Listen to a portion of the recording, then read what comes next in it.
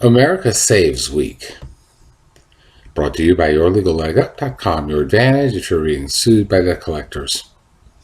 I've gotten several spam emails from banks lately talking about America Saves Week, and they make me see red, to tell you the truth. The idea that bankers and banks would promote such an idea is sickening to me. Yes, I know, it's a promo to get people to open bank accounts and all that, and that wouldn't be harmful in itself if people could do that. But over the past 50 years, during my lifetime in other words, the 1% has managed to shift, I would say steal, approximately $50 trillion from the working class. And who owns the banks and uses them to steal huge amounts of money from the people? That same 1%. The same ones who may be suing you now. You may say the 1% owns everything, so every industry is equally to blame, and there may be something to that, but the banks play a central role in it all the same, the financial industry in general.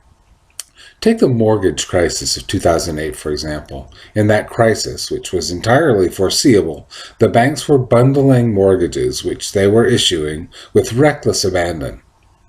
The entire industry was rife with criminality. Anyway, they would issue mortgages at ridiculous rates to people with bad credit so they could buy houses at far above any reasonable price. Then AIG, a corporation largely, if not completely, owned by Warren Buffett and his corporations, would insure the mortgage packages so that they could be rated as AAA securities. That let them sell them to widows and orphans, or more specifically to unions and pension plans, which they did by the boatload. Then, when everything hit the fan, the AIG failed to cover the losses. A lot of banks got caught still owning the things and that they hadn't unloaded yet and lost a lot of money, as did the pension plans and widows and orphans, of course. Guess who got bailed out? If you guessed AIG and the banks, you guessed correctly. And guess who didn't get bailed out? That would be the people they ripped off. To keep the market liquid, which is a fancy way to say protect the share-owning class, which is another way of saying the 1%, the Fed pumped trillions, the Federal Reserve pumped trillions of dollars into the stock market.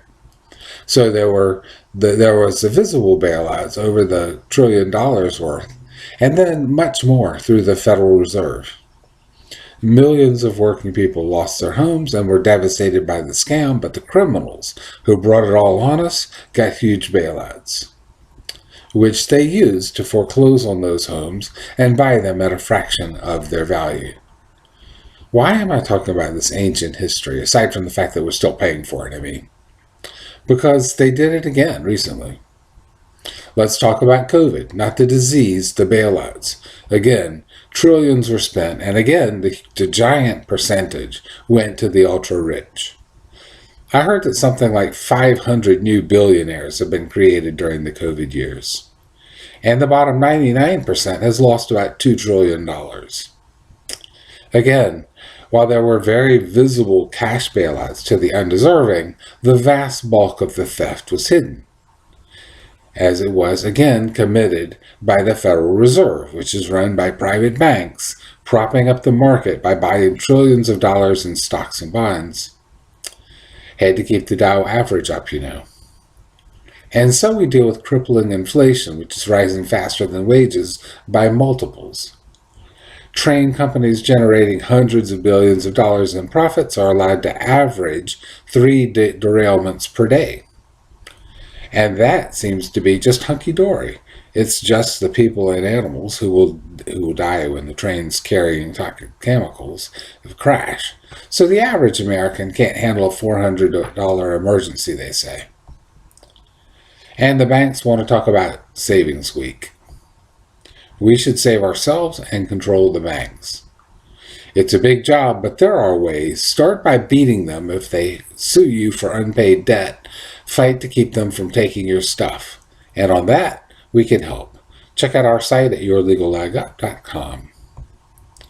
Helping people protect their rights is what we do. Protect what's yours and don't let the debt collectors rip you off. yourlegallegup.com.